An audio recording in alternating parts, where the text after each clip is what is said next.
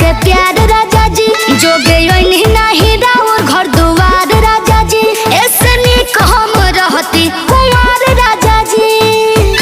बुझनी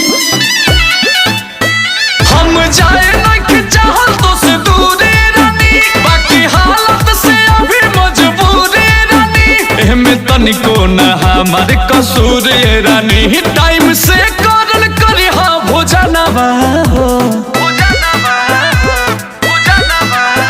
जब जाए के रहे